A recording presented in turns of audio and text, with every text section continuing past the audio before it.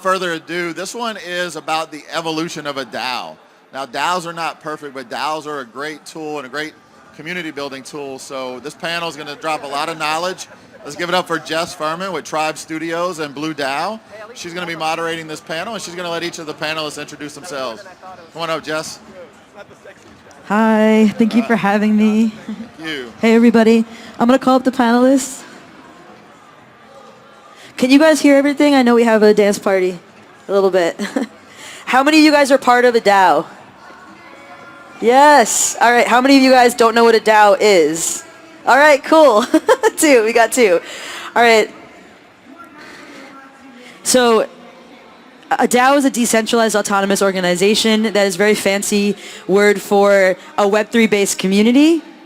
I'm going to have each of us go through as he mentioned, my name is Jess Furman. I am the Chief Growth Officer for Tribes, which is a Web3 gaming company. I'm also a governor of a DAO called Blue DAO. If you guys are wandering around, we have the Beyond Extraordinary tent over there. We have 2 days of all women speakers.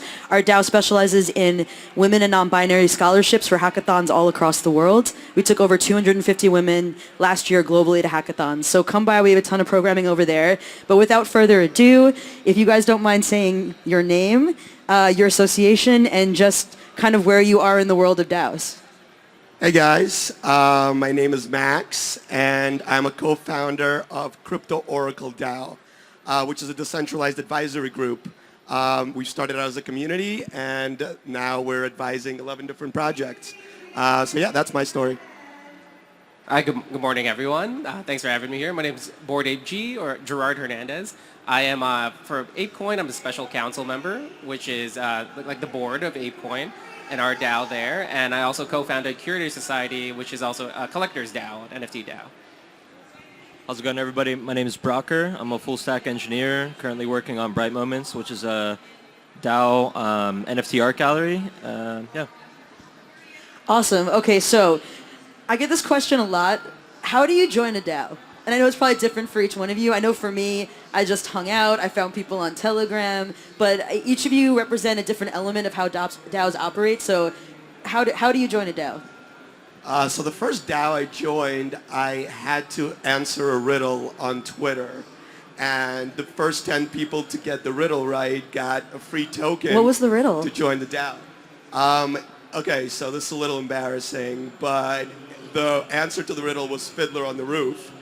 And it was basically the 4 main characters' names backwards. So you had to figure out the riddle and then answer in the first 10 replies. And the project was GM DAO. So that was my first DAO. And what is GM DAO? GM DAO is, it started out as basically like-minded people talking about the Web3 space, but it quickly evolved into a collectors community. And now they are a generative art studio. So they release generative art projects. You guys should check them out. They're awesome. And it's, you know, apart from my own community that I formed, it's my favorite space to hang out in Web3. Amazing. All right, how did you join your DAO? Actually, I missed the question. How many here are involved in DAOs? All right, so about half, right? So that means, so I think, you know, it's onboarding. For us at ApeCoin especially, right, we're trying to solve that at scale. So I think every DAO is different. So part of it first is just getting people excited. Like half of you are not in DAOs. So what can we do to get you involved in DAOs, right? So I think that the beauty of a DAO, to get you a little inspired, is like the idea that decentralized governance could be better than centralized governance and decision making, right? At least compared to individual or parties that are unelected, unaccountable. So I think getting people excited at scale, like in joining DAOs is important. Then for us, when we're looking at solving that problem, we look at software for ApeCoin. Recently we onboarded Catapult, which is an onboarding tool. So I think it's really determining what works for your DAO and what kind of onboarding issues you're trying to solve for, and getting help where you can that works for the budget that you're operating under.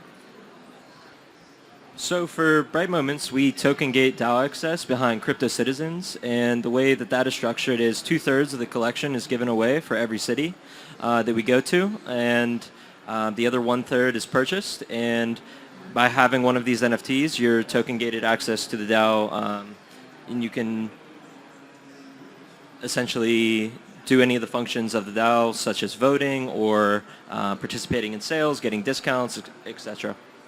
All right, so I love that you both mentioned that because the concept and the theory behind a DAO, right, is it's amazing. You're all loosely coming together. You have global reach. And centralization is, of course, the bad word, right, in this whole ecosystem. But when we talk about DAO tooling, we're really talking about how do you supercharge your community? What elements do you actually need to have that work well enough that you guys can continue to operate, grow, communicate? So along those lines, you didn't mention DAO tooling. I know some of you mentioned some elements of DAO tooling, but what would you say across the different communities you've been part of have been things that have been highly effective, have been things that you think are still lacking in terms of like how to supercharge your DAO? Yeah, so Catapult is something Crypto Oracle DAO also uses. So that's been a tool that we're very bullish on as well. And it just helps you onboard members in a more efficient and scalable manner. So for us, we're kind of like on two spectrums, right? So we need clients and we need members to function as an advisory group. So we have used Notion, which was our tool to kind of have seamless communication between people who are project managers at our DAO and our clients, so they can communicate in real time and solve problems in that way. So I know it's not the sexiest Web3 tool, but Notion has been really helpful for us. Yeah, we use Notion also. So in terms of, let's switch gears slightly because it goes hand in hand a bit with, I would say, DAO tooling, but governance. I know this is a bit of a hot button issue, right? If you have a decentralized community, then how do you govern it? Let's start at the end. Your experience, what have you seen that's worked? And it's interesting because I was here last year and the conversations happening around DAOs, it was in such its infancy that like what's interesting about this talk today and just to see how many of you are in DAOs is a marked difference from last year is we've had enough experience to see trial and error. We've had enough opportunity to see people do this very successfully. Organizations do this in a way where it doesn't work and it crashes and burns. So if we're talking about it in terms of governance, what are some things that you've seen that you think work, don't work? Yeah, so in particular, most recently, we have a system in place, like I mentioned, that you have token-gated access to voting through the DAO. One of the things most recently that we've seen has been extremely effective is actually the way we conduct airdrops in the DAO is essentially if you have an NFT, you're eligible for the airdrop. And most recently, we are voting on the next city in the roadmap to do. And to incentivize people to vote, we have doubled the probability of each NFT that person owns. So we've actually had a record turnout of voting recently, which has been amazing to see, taking a word from like Nouns DAO, which I think executes stuff excellently. That's one of the main things I think recently that we've seen have extreme engagement, I would say. Did you want to take that as well? Yeah, I think as brokers, like, you mentioned Nouns DAO. So I think with DAOs, you're always iterating. So learning from other DAOs is very important. So even for ApeCoin, we're just a year old this week. And the DAO, we've spoken to numerous DAOs, at least our core working group, just to get more insight into what they're doing. Because I think it's really important to learn from what other DAOs are doing. And there's no point reinventing the wheel. So for us specifically even there, like, my Curator Society DAO, we're smaller. We have a different governance model versus like ApeCoin, which is really looking at scale. So with the ApeCoin, we're developing this version of working groups, which is modeled after our experiences talking to other DAOs, right? So not a one size fits all. So I think it's really important for everyone to look into getting help from other DAOs so you can really pick what works for your community. Yeah, listen, governance is hard. I got to be honest. I think there's very few actual DAOs if you go by the definition of what a DAO should be. I like to joke around that we're in the benevolent dictatorship period of a DAO. So there has to be somebody at the top that has the best interest of the DAO in mind, kind of trickling down the governance. So to me, that's where we're at least in Crypto Oracle. Of course, we have votes, and all of our members who are token holders can vote on different proposals. But who puts forth those proposals, right? It's still not where we want it to be, but eventually it's going to get there. So this brings up a good question, which is something that I think I wouldn't say we've struggled with it. Like so Blue DAO, we have global, we have LATAM, and we just launched an Africa version of the DAO. and we have an incredible organization in terms of there's co-leads, people take ownership over their areas, they launch amazing amounts of programming. We struggle with attrition rates sometimes when it comes to upper level tasks. And when we look around, there's usually certain people that rise to the top. And it reminds me of, I've done a lot of work in nonprofit where there's a lot of volunteers, but there's usually a few people that are bleeding all over the programming and then some people that show up occasionally. So how have you guys seen this done effectively? That people show up, they're interested. What are some ways that maintaining true to what a DAO is, right? So, and I agree with you, there's a lot of DAOs that aren't really DAOs. There are a lot of benevolent dictatorships. When you see this done well, where you really have people interested and they buy in and they believe in, because that's one of the beauties of a DAO, right? You can spiral up a DAO because there's something you're interested in and you've elicited other people. You've taken other people along that journey and you're all part of this journey together. So what have you guys seen work in terms of starting off with a really active community and being able to continue to get that level of interest and action and effort from them? Yeah, so for us at least, it really worked well making smaller functional groups within the DAO of different interests. So for example, we have an investor relations team led by a few people, and people that are interested in that particular functional group join that functional group. And we've seen participation increase on making smaller groups within a very broad DAO. So that's how we've done it at the Crypto Oracle Collective. That's worked pretty well. I think the main thing for us has been keeping the community engaged by word of mouth and having a central point of like a touch point. For example, generative art has been a big one in our community that a ton of people in our community are really interested in. So it's kind of like a common ground for everybody to come and converse about their favorite generative artists and stuff like that. That's been a really great kind of central focus of our DAO in particular.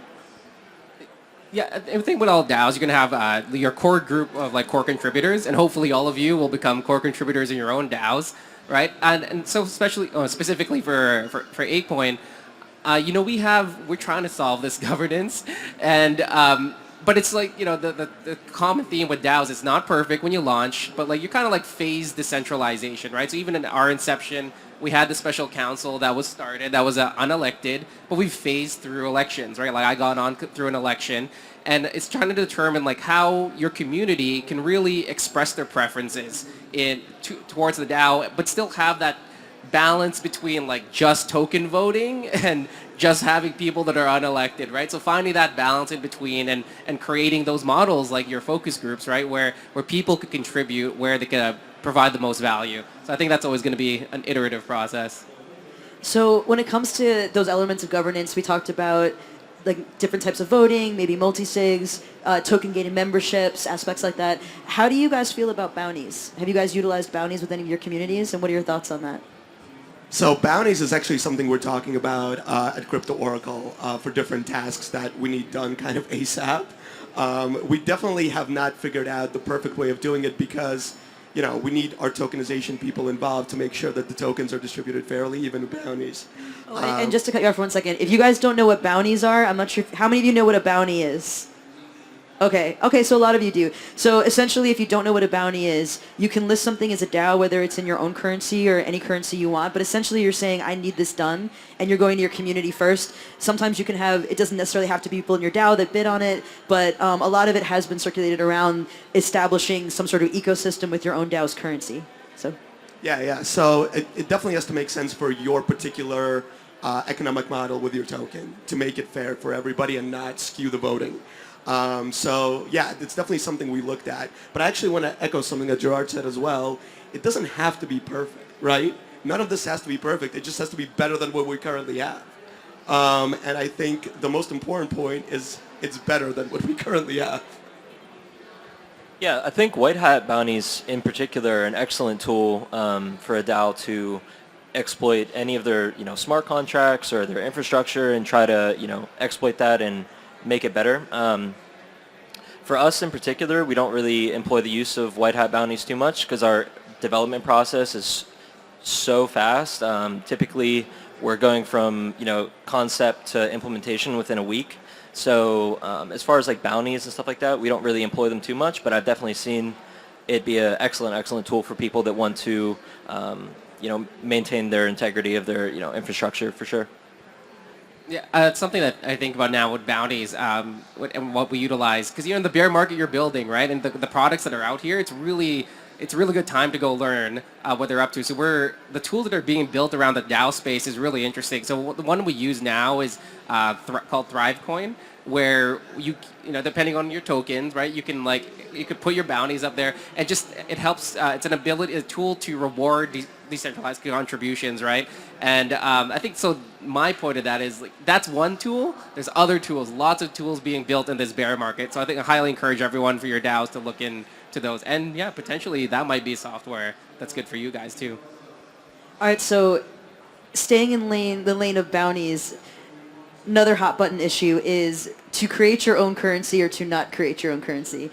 And I have a couple friends who are full-time at certain DAOs where I've asked, like, oh, are you taking, DAO XYZ token, this and that? And they're like, no, those are magic beans. I make sure it's in USDC. I want my stable coin. Yes, I get that supply, but that's a little bit more long lead. So how do you guys feel about that, where you're rewarding things with bounties? I guess for a DAO, like to launch your own currency or not, and what does that look like?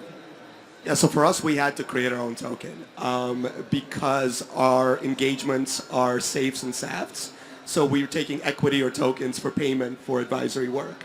And the way we found that to be most functional is we take this equity and tokens, we put it in our own treasury, and then we mint a crypto Oracle token that mirrors the basket of all of our engagements. And that token is tradable for USDC or ETH, so people can pay themselves for work, or they can choose to keep it. So you've already provided liquidity in your system for those tokens? Yeah, absolutely. So liquidity was actually the main hot button issue for us because that's how we proved that our model works. How many of you guys know what liquidity is when it comes to crypto? Okay. Oh, this is good. This is a good social experiment from last year. If you don't know what liquidity is, essentially when we're saying you can create your own currency, it's what's the ability for you to be able to have someone else want to buy it. Does it actually have a value outside of the ecosystem you've created? So, with what Max is saying with his, if they've created liquidity for it, it means that there's a valuation that's very clear. You can go in, buy it, it's valued at a certain point, it's backed by certain assets. And when you're launching your own DAO, initially you have that choice to make, right? How are you providing liquidity, and is there liquidity? And a lot of DAOs actually don't have liquidity out of the gate, right? Like they're giving you coins, but they haven't really worked out what we would call the tokenomics of how that system works. What about you guys? Yeah, so for Bright Moments in particular, we actually started out as a ERC20 denominated DAO and then eventually transitioned into an ERC 721 denominated DAO, which has had its benefits and drawbacks. I think if you're looking at ERC20 based governance, I think the best two to look at would probably be FWB and Super Rare. They have a pretty solid system in place, and they token gate events behind their ERC20 and stuff like that, which I've seen be pretty effective. For us in particular, I think the ERC 721 route, for those that you don't know what a 721 is, it's basically the NFT standardization method for deploying smart contracts, so they are all interoperable. And yeah, I think Vitalik has some thoughts on this as well. I don't think token governance is going to be the way it's done in the future. It's going to be interesting seeing what kind of DAO tooling comes out of this bear market. But yeah, we're denominated as a 721, and I've seen ERC20s work. But I think long term that will probably not be the model that is used. So for us particularly, because at ApeCoin, of course, we have a token, but we're trying to solve for a different problem, which is ensuring that the contributors are compensated appropriately. Because at a larger scale. So one of the things that have come out in this, we're currently in the middle of passing our first real working group structure, and it is balancing, how much USDC or USD value versus ApeCoin token value, so that we can ensure full-time contributors have some sort of floor that they know when they're going to go pay their bills, right? That that it's not all going to be denominated in ApeCoin, which is obviously more volatile than USDs. So it's really, again, finding out what works for your community and taking as much input as you can from other parties. Awesome. So we want to leave a little time for questions. We have a microphone over at the side. There are no stupid questions, by the way. There's no such thing as an expert in this space. There's deep nerds in this space, and we probably have an expertise in an element of a deep nerdness of that lane, but there's so much to learn. None of us know everything. So if we could take any questions, okay, right over here. I just have a question about voting. In the U.S., we can't get people to vote. and our democracy is at risk. Australia has an interesting way of doing it where you have to vote or you'll get fined. How do you? DAOs are essentially built on this idea that people should vote, and I'm wondering what percentage of your DAOs vote, and how does that affect it, and how do you incentivize people to vote? Are you going to go the Australian route or the American route and just say, oh well, only half the people or less are engaged? Thanks. That is an excellent question. I think for us in particular, most recently, I touched on this at the beginning of the talk, but essentially for everybody that voted in our DAO, most latest DAO governance vote, their probability of winning an airdrop, we doubled it. So that actually resulted in the highest voter turnout that we've ever had. To your point, I think that finding these incentivization mechanisms is kind of tough, and you are walking a kind of fine line. I think that in particular, that use case that I just explained, I think has obviously resulted in the highest turnout, but that's a pretty solid way to incentivize the community. Yeah, I'd also have to say, it's definitely more of a carrot than a stick, I would say. But the cool part about DAOs is the idea is you all participate in that community, right? And depending on what DAO you decide to join or start up, you can decide collectively what that participation looks like. So, yes, we have voting issues, but a level of government with bureaucracy of a certain size, there's an attrition rate because you're not seeing the direct impact of your vote oftentimes until it's a general election, and then it's a little bit of a dog and pony show. So I do think the incentive structure is what highly motivates people, because it's the idea that you can participate and own a piece of a thing, depending on how that works, and I think that really shifts people's motivations as to how much they want to be involved. Do we have other questions? Yeah, I have a question. So the idea of a DAO seems to me almost like you've got stock, right? And you could sort of operate within the community like that. My question is, how do you prevent a small group of community members from sort of taking control, right? Almost like a 51% situation. Or is that even a thing that you try to prevent within a DAO? I'll say with the control in terms of a small group, right? It depends on how your governance is done. But in practice, let's say I'll speak about ApeCoin, that's almost impossible because everything goes through a DAO vote, which is a problem in itself, because the problem is not the small group, it's it's a plutocracy issue, right? Who has the most money?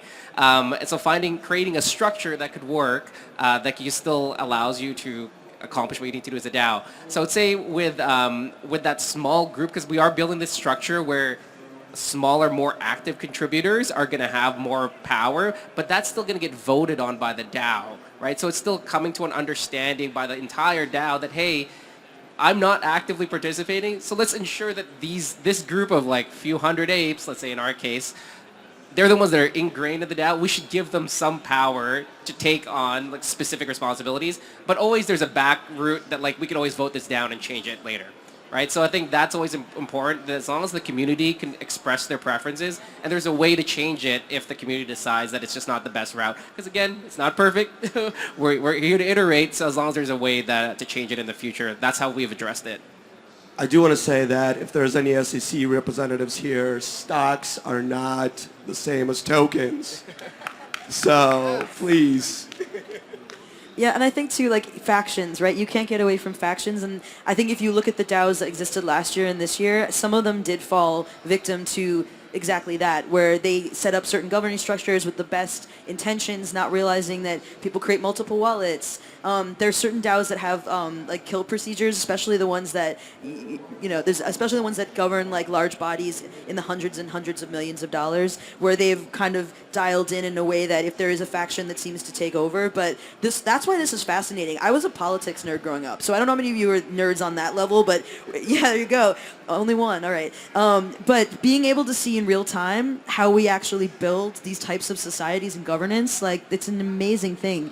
So the data's out there. You can look up DAOs that if rise, fall, and it is about also community. It's about doing research, to your point, and making sure that you find out what other people have tried, because we're not doing this perfectly. We make mistakes all the time.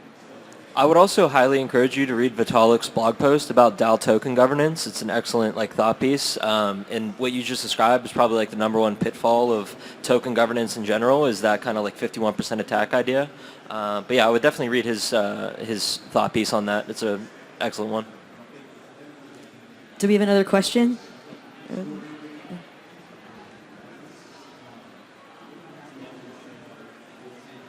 Thank you. I'm curious about how to incorporate a DAO as an element of a corporation, because I see a lot of potential in having a community outreach and engagement branch of a larger company that is still founded within the same ethos of Web3 that has the DAO structure. And that way there's the capability to have the oversight from the main company, where if there's any small group that tries to sway the community in one way or another, there's the board of directors that can come in and be like, no, we're not playing that. But at the same time, give the community a ability to engage and make choices that is in partnership with the shareholders of the broader company. I'll tell you how I've seen it done in other organizations, particularly where they have. I'll speak about Orange DAO. Are you familiar with Orange DAO? Right. So they have their joint venture company, or their VC company based in the U.S. But they have the carry for the investments is going into their DAO, which is a Cayman-based DAO, and that's where the community governs. Right, so that to prevent what you're talking about, I mean, they have governance tokens in that DAO, right? So as in, all the investment profits are going into this DAO that their community is governing, and they're earning tokens that way. So I mean, there's no board per se because in this way, the governing docs are you can actually read them, they're public. They're by the token voters. So as long as when they created it, they have sufficient number of tokens or they've bought enough from the community, then that's where they have their stake in the governance, right? But at the end of the day, that's also the spirit of it is you're trying to get more decentralized. So if the community ends up they love the project or is decentralized more, then they're the ones that should be willing to vote. I mean, if you're trying to implement the DAO, it's because you want some sort of decentralized governance into your operation, right? So at some point, you got to let your baby go and let the community decide what the direction is. And then you just have to kind of decide what you want to put in that DAO for their governance. You got to be comfortable with there's an opportunity that the community will completely take it over, which is the spirit of the decentralized governance. Yeah, and this gets into also there's actually a lot of chains I've seen in different protocols that actually have a plan on their roadmap to give control over to a DAO, kind of as a benevolent dictator until it gets to a point that it can self-govern, whether or not that'll happen or not happen. But I guess it depends on what level of true DAO you want to. We chatted about that. There's the theory of it, and then we've all been in instances where you realize the theory of it doesn't work at mass scale. Potentially. So, it's definitely a great idea, I think, to shepherd with that in mind and just find models that work for you.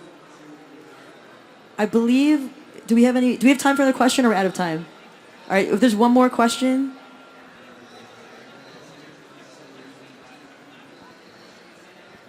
Hi, thank you. So regulators have put a lot of emphasis on the decentralization kind of aspect of DAOs. And I'm curious, as participants, how do you look at that threshold of when an organization does become truly decentralized, and maybe if there's any kind of regulatory impact of that or change in the governance we've been talking about? That is an excellent question. This might be a little of a hot take, but I really don't think that we have any decentralized actual DAOs yet with the tooling that's available. Token-based governance and that kind of thing is really probably not going to be the way that it's done in the future. And the tooling really doesn't allow for a fully autonomous, decentralized organization.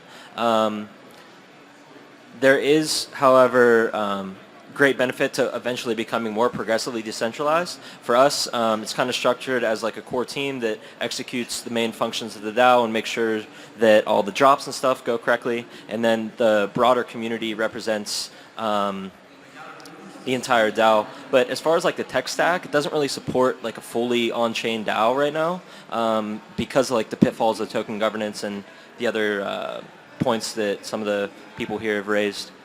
But yeah. Yeah, we've been chatting a lot about different elements of a legal wrapper because at a certain size, things are problematic. Like our DAO, for example, has a hub over there. We were at ETH Bogota, we had a hub. What happens if someone slips and falls? Like, who gets sued? And, the attorney, it's such a gray area that we've consulted a lot of attorneys, and it makes it tricky. Like, we're starting to have more centralized means to protect our members because even if it's in the form of a legal wrapper, just for simple things like liability outside of, where do you have your treasury and how is it delineated? Is it taxed? So it's I think the saving grace is that it is new and amorphous, so you kind of just have to stay on top of it. I know we've kind of been cherry picking across different states, different countries for different solutions, but at the end of the day, if you have a real human here that falls off of a stage, that is something that, at least from a liability perspective, you have to be careful. Yeah, and we're not lawyers, so obviously this should come from a lawyer, the advice, but the advice that I've always been given is make it as decentralized as possible. So as many votes as possible to kind of prove that it's not, security, not a corporation. So Yeah, I think there's never going to be one right answer until we get some regulatory clarity, right? But I would say even the DAOs that I participated in, the proof of decentralization is also in the voting because it's so contentious. We can't get to an agreement in pushing the DAO forward. So those are the things that you're just going to work through as an organization. But I do think depending on your organization, the legal wrappers, like protecting yourself from general partnership risk, like when you're responsible for another party, anybody that is an important consideration. I think that's more crucial for people that are going to be participating in a DAO that you got to be mindful of. Because the other stuff will, it'll come through as long, as time goes on. There's things we can't control, so really focusing on what you can control. Yeah. All right, so that's our time. If you can go join the dance party. Thank you guys for listening. We're going to be stepping off to the side if you have additional questions. And